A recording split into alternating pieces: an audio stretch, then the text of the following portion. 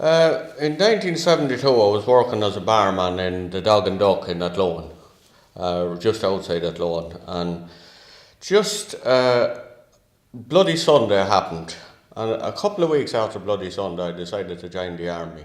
Why, I don't know, but I ended up in Custom Barracks at Athlone, and went in. I think it was about 12 o'clock in the day, and fell at the gate, didn't know where to go or anything, you know, the usual. This fella said to me, go up as far as the dining hall and get a lunch, and I'll put you in touch with the recruiting sergeant. So the next thing anyway, after lunch, I met this fella from Donegal. He was McMonicle. He was a brother of John McMonicle, who had been here with the 17th Battalion. So I was sent over to the medical hut. You do your medical, the whole lot, test your eyesight. I had a few pints before I went in. And settle the nerves. As I was doing the eye test, the fella in front of me was reading the chart, and I could see, I said to myself, he's reading it wrong or else I'm drunk. So I said to myself, I better read it the way I see it. So I read the chart the way I seen it anyway, and it seemed it was all right. It was, the other man's eyesight was bad. So that's how I ended up.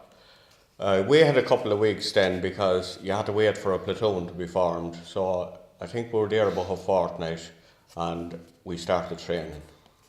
And I had never been in the FCA or the RDF, so I knew nothing about the army. So I said the best thing to do now is just keep my mouth shut, listen to whatever is told to me and try and learn it off. So that was the way it started. I came here as the adjutant first of all. Then I became the 2IC. Okay, so what's the two? As the second in command. Then after that, then I was promoted, but did 2 more years further up the border in the 29th Battalion up in Coothill. And eventually, when the man who came here first, Roger McCurley, got promoted, I replaced him back here then. But then, like I said there, the people were coming and going in overseas. That was in 1979. A couple of years later, I went off to the Middle East for 2 years. I came back then in 83 and did another period here from 83 to 86. And then went off again overseas and came back, but went into Athlone then. And then eventually came back for a third period again when the man who replaced me, he was going away on a course. I was employed as the typist for Connolly Barracks.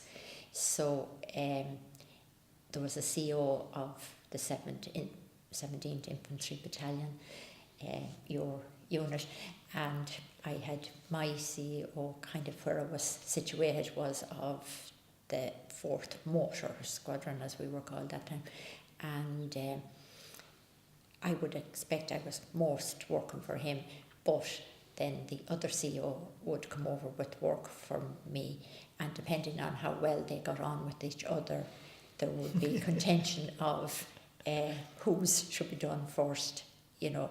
But then I would have to point out that no, he is entitled to bring me work because I'm working for them. But they were a bit possessive of me being theirs, but I wasn't really. I was for the whole barracks, you know. Yeah, my name is Pat Donnelly. I belong to the 17th Battalion. I joined on the first day of October 1968, and I done our first basic camp, which would be the introduction to training, on the 19th of October 1968, and it finished on the 31st of October, and I was looking forward the next day to go out shooting. I'd say it was probably 75% of the people ended up being local, who were members of the RDF and enlisted into the Defence Forces then that way. And people from Edgerstown, Legan, Ballymahon was very strong as well, Longford Town itself, Drumlish. So really the whole surrounding area. You left out Granite. I'm not impressed. We were green-eyed 17-year-olds and called to the library in Moyne Community School one lovely sunny afternoon, and that's the first man I ever met was Pat Grimes. You probably know him, I'm sure. Yes. And Pat came out and told us about this organisation, the FCA, you know, and essentially when he was finished his speech, we took from that we were going to get paid actual money, and that there was alcohol available in these barracks that were duty free, like cheaper than the normal on the street, and that we were going to get brought away, you know, for a week, and subsequently to end it up, they were going to give us guns and live ammunition and let us fire them. So pretty much there was absolutely no doubt about it. We were all going, and he recruited about just over 100 persons that particular day. Now, I was the second year that there was women allowed to join the FCA, so it was fairly early days in that respect, and things were very green, and the men weren't exactly sure what they could say to women or what they couldn't, and you know, so it was finding their way a lot of the time. You know, if women had makeup on, what were you supposed to do about that? Like, you know, As I said when I joined in 1968, believe it or not, that the square, as we know it now, it was just an ordinary piece, dust, maintenance we call it. And when the troops came from the south, then there'd be a parade then, and where would the parade? They'd have their boots shined as best they could. They were the old hobnail boots, that's the ones I got first, but you would have to have them, and they'd be all dust. So there was an area basically about 30 metres square of tarmac put on the square, on that area over there. I can pinpoint actually where it was when we go out there at some stage, and that was where the parade took place. Then, as Pat said, in 1972 the squadron came, and Roger McCauley, charismatic figure, he was very well got man in the town. He was involved in the Chamber of Commerce, he was president of the rugby club, and he did, as Pat rightly said, looked after his soldiers. The soldiers could go out the gate, but their homes were down in Connolly Crescent, just below. When you go up the street, you turn down to the left, it's beside the mall. And he would have been instrumental in getting accommodation for his soldiers. And that was a big plus. Now, the square wasn't great. It was a small square at the time. There was still a lot of ongoing work in the barracks. So the barracks didn't daunt me, because cavalry barracks are more open than the like of Mullingar or Collins's in Dublin. They're more spacey, or they're not as claustrophobic. So it was okay in that line. But living accommodation, everything was rough and ready in Longford. The dining facilities, you brought your own knife and fork, spoon over to the dining hall. Everything was fairly basic. The old wooden huts were still here, the Nissan huts. The 4 new huts down the back were just being built at the time. So we were here, I was here about probably 6 or 8 months before we moved into those new huts. So my first impression of it was fairly okay, as I say, because the experience in Finner wouldn't have been that great. So The title was a typist, you know, so it was kind of kept that role now, more or less. If I did answer the phone when the others were gone out at their office, because they'd leave it up on the hatch for me, it was very much a matter of, you know, they wanted to speak to somebody military, even though I would know the answer to the question when I'd have to answer the phone and say, is Patricia, and Patricia, I'd say the typist, and they'd say, is there any of the soldiers there? You know, and I'd say, no, they're not, and they'd say, that's okay, and they wouldn't leave a message. No, you know, they weren't, didn't expect that you could write, they knew I could type. When you're officer commanding, you're responsible for everything your unit does or doesn't do. So to do such a thing, you really want to have eyes in the back of your head, but you have a staff around you to help you run the barracks, an operations officer to do the operations, people to do the records and so on and so forth. But I would be responsible to the brigade commander. This is the formation we worked in, the 4th Brigade. Now that's where the infantry battalions and the artillery down the road in Mullingar, they all were in this structure of the 4th Brigade. So I would be responsible to him to carry out the military duties here, and whatever duties both the 4th Brigade and the Western Command Headquarters assigned to us, and we had to carry them out. I would be responsible for that. the cavalry were very active. Like when I was with the infantry, like you got your rifle out of the store, you got mounted, you got into a Land Rover and you headed off along the border and that. But here there were more specialists, because I wasn't too long here when I was put on an 84 course.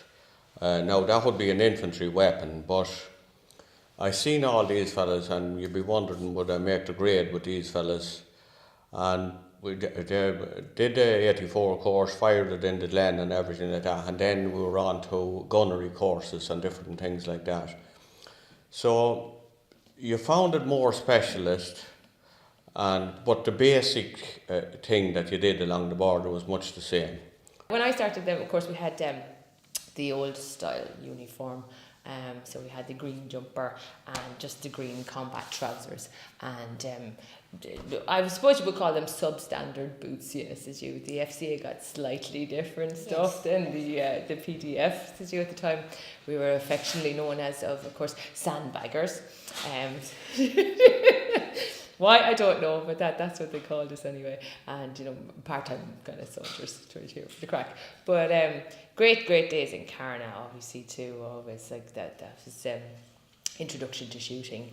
I mean, it's just mind-blowing for teenagers. Like, you just come in off the street, and after 1 week, you've been trained proficiently how to use the weapon.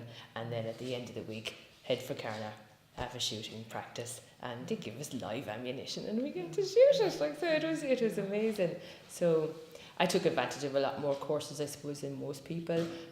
We did a grenade throw down in Carna as well. That was pretty exhilarating, like actual live grenade. It's like, okay, don't let go of that before you throw it, otherwise you'll be in bother. Well, even in British times it was a cavalry barracks as well, but where they'd have stables, our horses were under the bonnet, if you wish, but we had to adopt the buildings to what we had, our equipment, in other words, the vehicles that we had. I think even the turf shed over here, the market house, I think was, they had stables over there. But the fact that we just had to get on with it, although we hadn't got proper garaging for our cars and the stores and all that. So this is what army people are there. You have to use your initiative. It's not going to be a deluxe setup. And certainly, we're like the border started in 1969, so it wasn't a modern barracks ready just to walk in and do everything. You had to get on with. Fairly good investment in when they really started, we'd say, in the 80s, and put in the tarmac all around the square, we'd say, and the like of that. The new huts down the back that I mentioned that were under construction when I arrived, they were a big addition to the barracks. Then there was several changes down through the years, like when I arrived here, the officers' mess was beyond in the main building. But later on then it was moved to the infirmary there, which is the big house there as you're coming in the gate. It's on your right. Different orderly rooms were changed around on several occasions. The 17th Battalion were relocated. They were in the main block at one stage. Then they moved over to the ESB office. The cookhouse, as you said, had to be upgraded.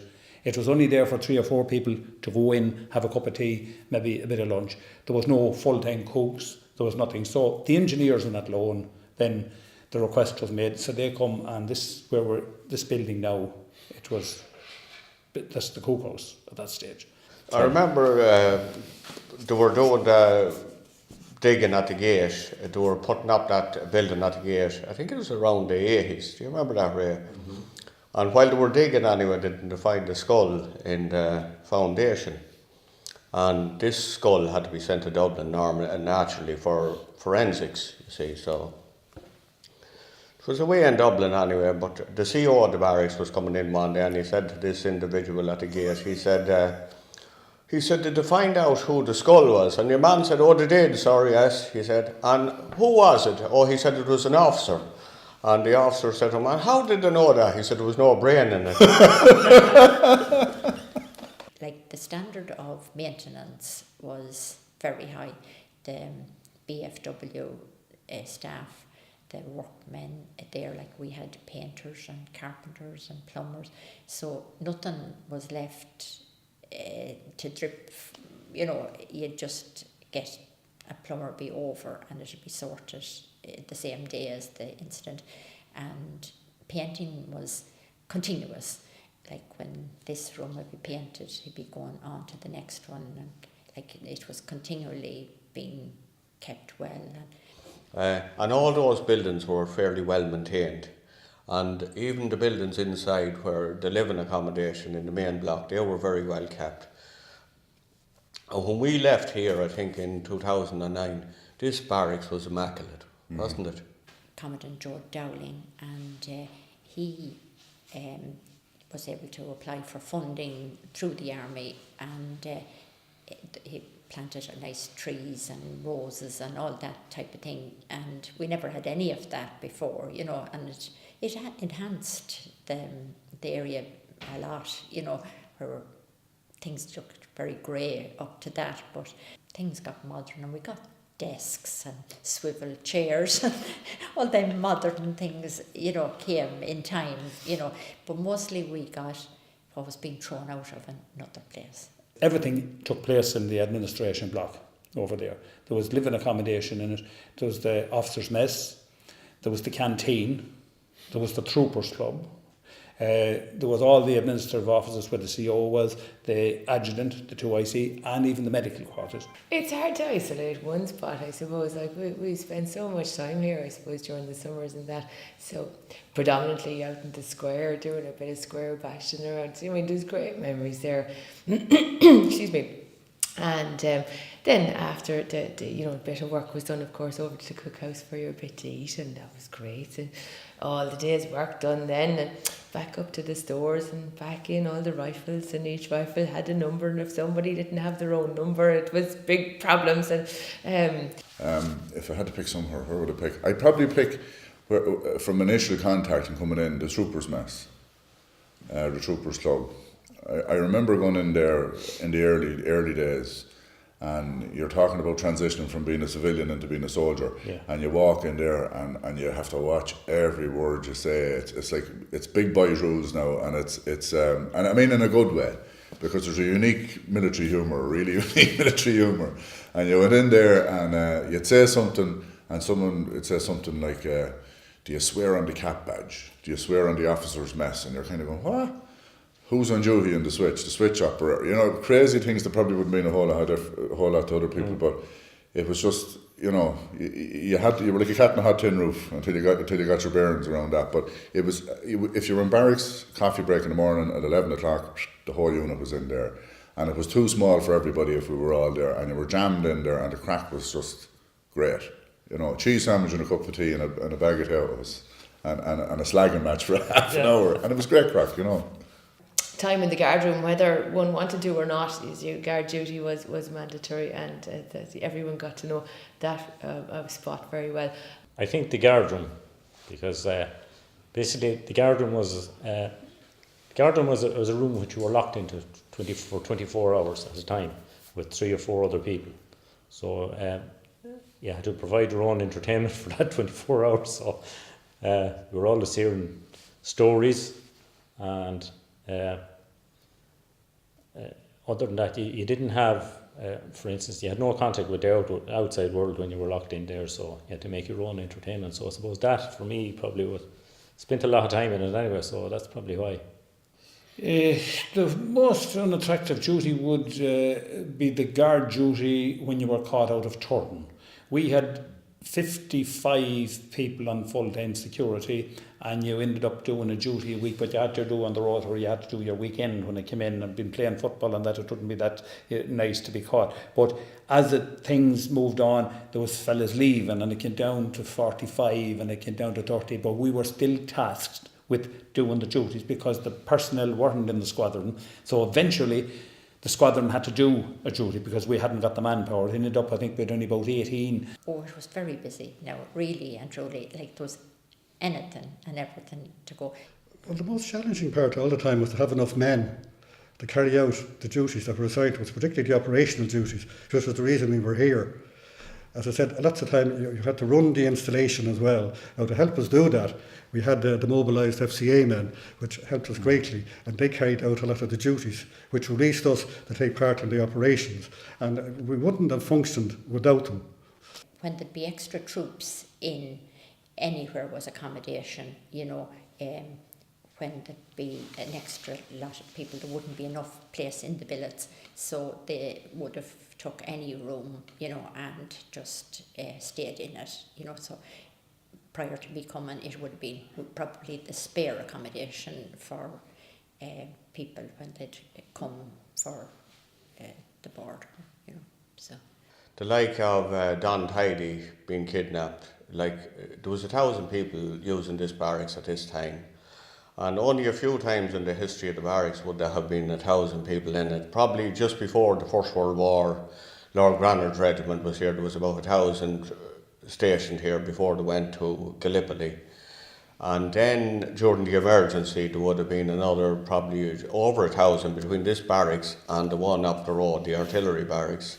there was one thing like that's always done in the army, and it's called routine orders, and it's like our weekly bulletin, and it just tells where everybody in the unit coming and going, and attachments to the unit, and people on sick leave. Everything that happens in the week goes into it, and I would have typed it for both units, you know, so that was a certain, it had to be done every week, and the rest would be whatever was coming up, such as a driving course. It would be maybe a 6 weeks course, so each week had a programme of training, and you had to have the programme done on Friday for Monday morning, you know, so it was very busy with courses and things like that. One of the greatest questions I was always asked was, what are you doing all day? This was back in the 60s, prior to the troubles breaking out. You never realised that you had to train for the rainy day, and you couldn't just click your fingers and you'd supply trained troops out on the ground. So training for that. Now, everybody knows in their heart and soul that you certainly, the Gardaí are responsible for internal security, and we are supposed to be responsible for external security. But we all know in our heart and soul you couldn't defend the country if somebody, you'd have to be part of another organisation. But here we were, from 1969 onward, we were able to do what we were trained to do. Now, it was bloody hard at times, I must say, in long hours of duty, mainly for the soldiers who were out on the ground. The officers wouldn't have had it so bad at all, really. But those long, long hours, but it held, in my opinion, the state was under threat at the time, and we helped defeat that threat. And as I say, everybody who was here at Sean Connolly Barracks, I think they will be proud of their service and felt that they gave the government and the country some service. Now, our deployment on the border mainly consisted of aid to the civil power, and in practice that meant assisting the Garda Síochána, carrying out such duties as cash in transit, explosives escort, search operations and patrols on the border, and carrying out cordons. Because most times when you went to the border you were doing patrols, recce's, whatever, and the border at the time was probably a fairly intimidating area at the time, because it was around that time the church in Swandenbar was blew up. There was people killed in Belturbet. There was a lot of this stuff was happening on our side of the border. So yeah, it was tough enough. Now, all of these operations that we're doing meant long hours out on the border in all sorts of weather, or at checkpoints if security situations were called. Yeah, we had years later, I suppose, several kind of interactions with the British Army. We actually worked with the British Army on parallel operations. There's a quarry on the northern side outside the Swandenbar, which when explosives was to be moved in for blasting in the quarry, the British Army would fly it in, and we'd have to provide security from the southern side of the border. So you'd be each side of a wall, talking to one another, sharing grub, shooting the breeze kind of thing. You know what soldiers do. And that would have happened on and off a fair bit. And there's a good story. I remember, I won't mention his name, but it was, we obviously weren't under the same circumstances as the British Army were in the north, so the threat wouldn't be as, I suppose, dangerous for us as it is for them. That's fair to say, I think.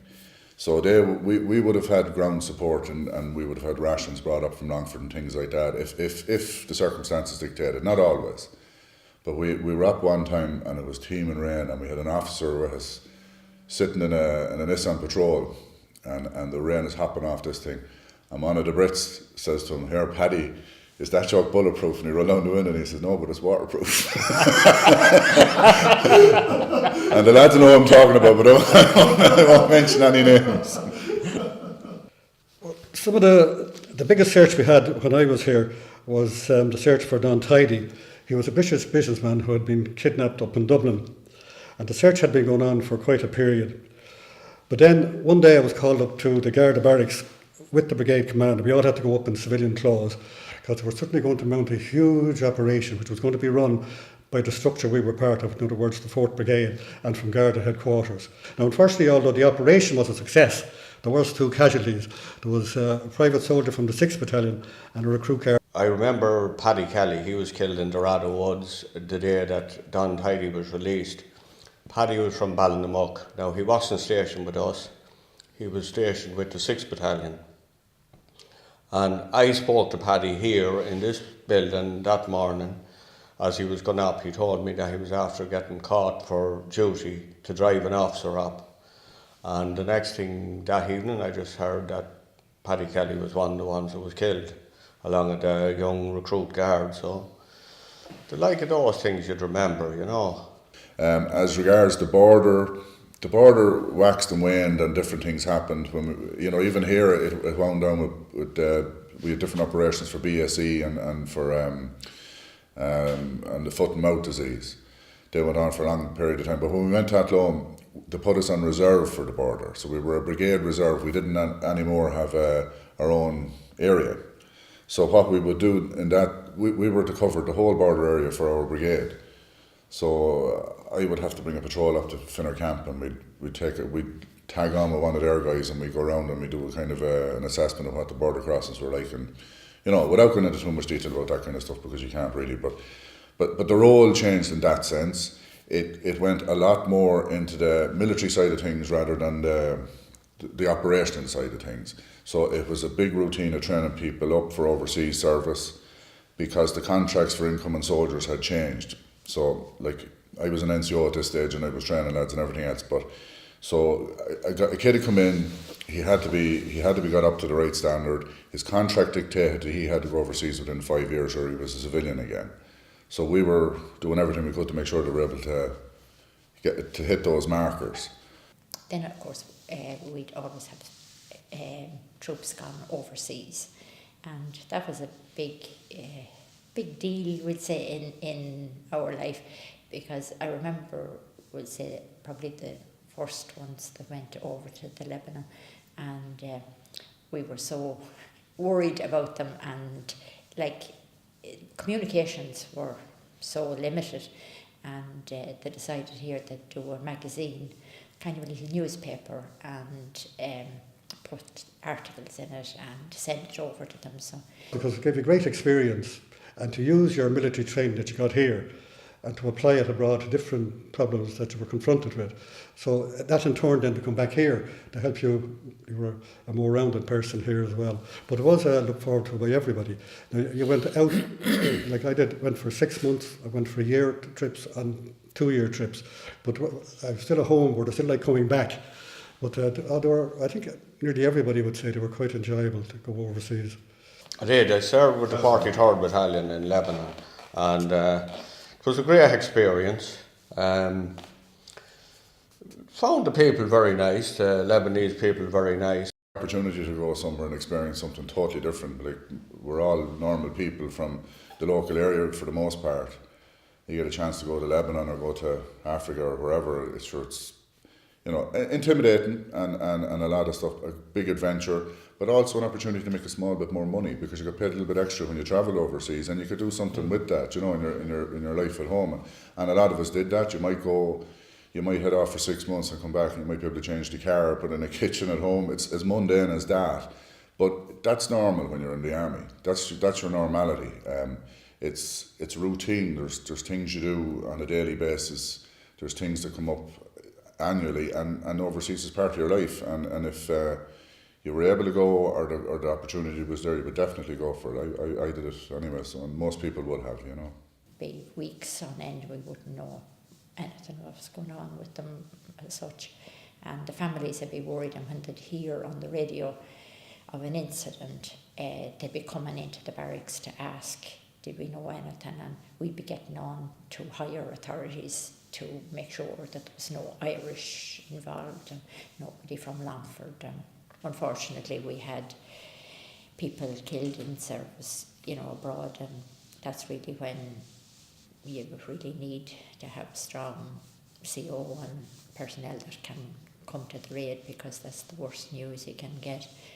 You're serving overseas. It was a good buddy of mine. He got killed in Beirut in an accident, and I suppose I remember when I came here first. Dutch Doherty's. That's right, yeah. I was involved in Dutch Doherty's funeral ceremony, but I never knew the man. You know, Yeah. I never served him. I never knew him, and you know, you get your eyes open fairly quick with what people think, because these are all older lads and you're the hard and cynical soldiers, but Jesus, you're looking at guys and they're putting their heart and soul into this thing. They want to give this man the best send off they can possibly give him. And then when they came around and it came my turn when we lost Jonathan, it was the same. And it took a week for him to come back from Lebanon, and the whole week everyone was practicing. We were here every night, or we were out in Campbell's house every night. And you know, that's special, isn't it? No, it is, yeah. They really did. That's why I thought so much of the unit. But I suppose there was a cross section of people that you met as well.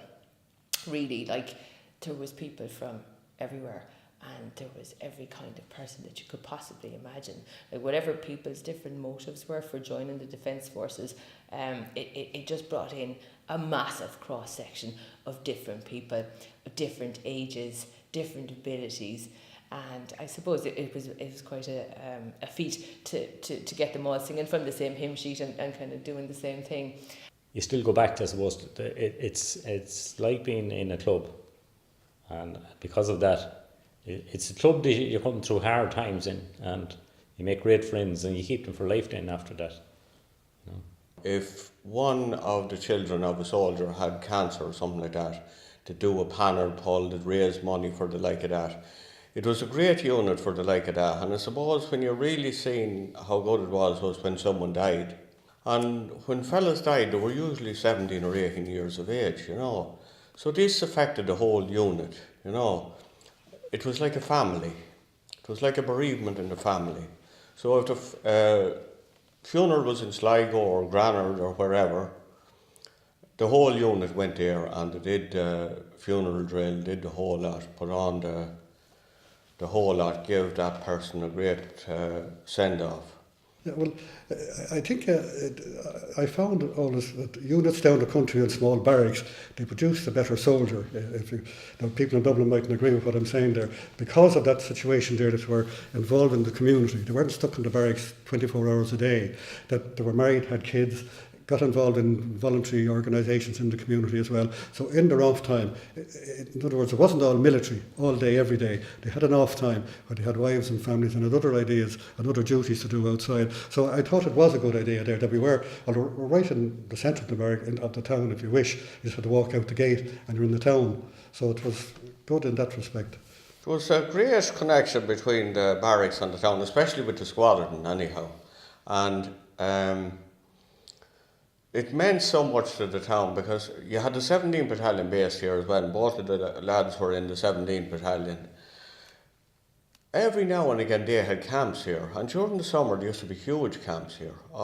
I've seen camps here of 300 and 400, and they all used the town for the fortnight they were here. Then there were weekend camps, you know, where fellas were in for weekend camps. So it meant a huge amount to the economy of the town all the time.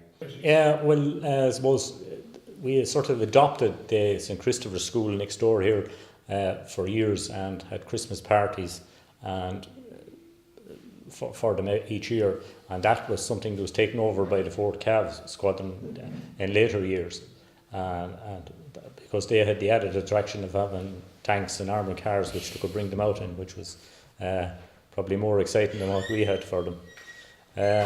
I suppose we're all involved in GA clubs, especially. We had our own team here as well, and we had a number of people who played inter-county football in different counties as well.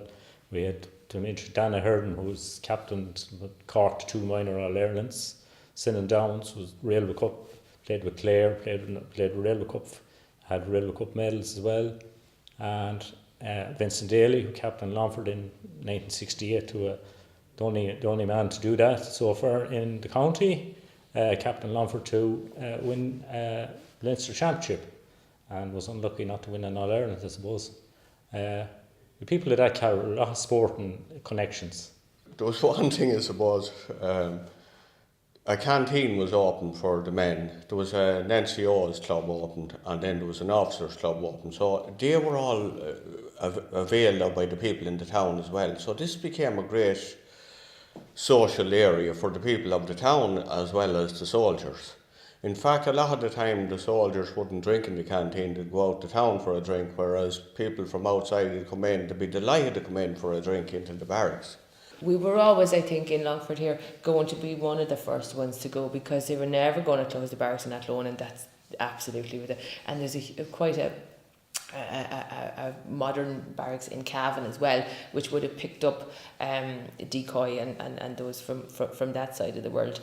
We always hoped it wouldn't happen, and when it actually did happen, it was a big shock. It also happened at a time, economically for Longford, it was disaster for Longford, because it was like closing a factory, like the last man standing type of factory in Longford at the time.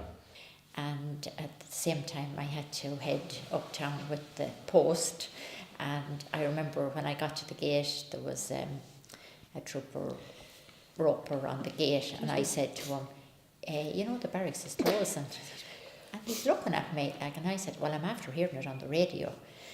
And I continued on with the post, and when I came back he said, you're right.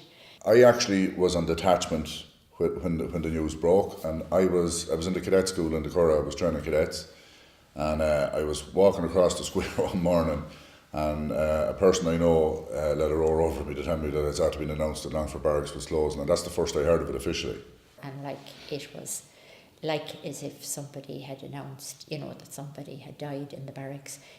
Everybody was ringing. Did we hear it right? Did we not hear it? The mobile phones were going, and people were in disbelief and wait for the 6 o'clock news, did you hear it? I didn't hear it. That sort of thing.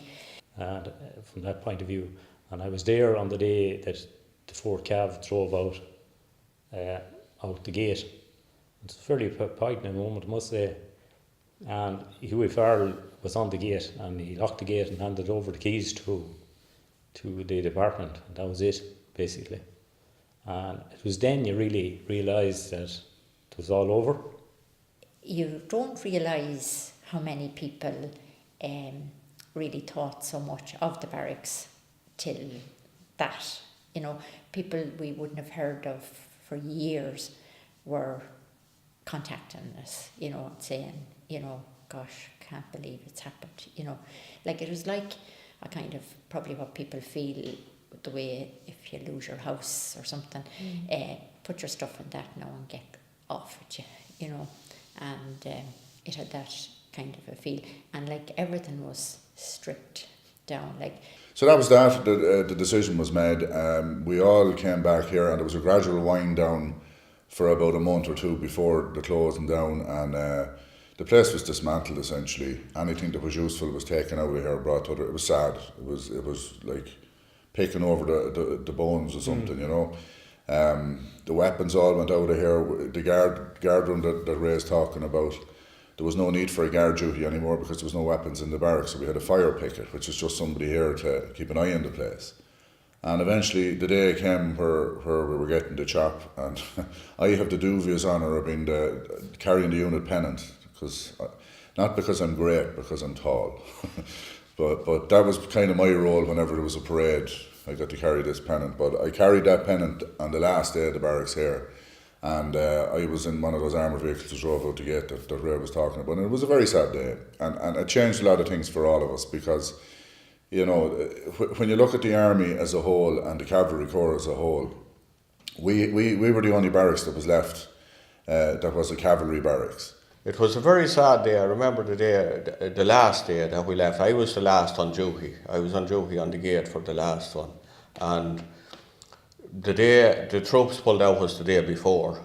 And I remember that day well. It was a very sad day for Longford, and there was people down there, hundreds of people in the barracks. A lot of them were in tears, because it meant a lot to even the people of the town. As I said, they used to socialise. It was a great place to come in and have a few drinks, have a barbecue, everything like that.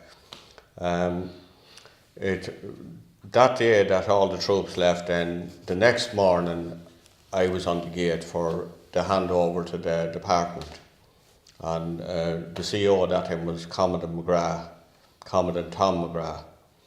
And he handed over to the department, and they took the locks off us, and then they ushered us outside the gate, and they locked the gate, and that was it.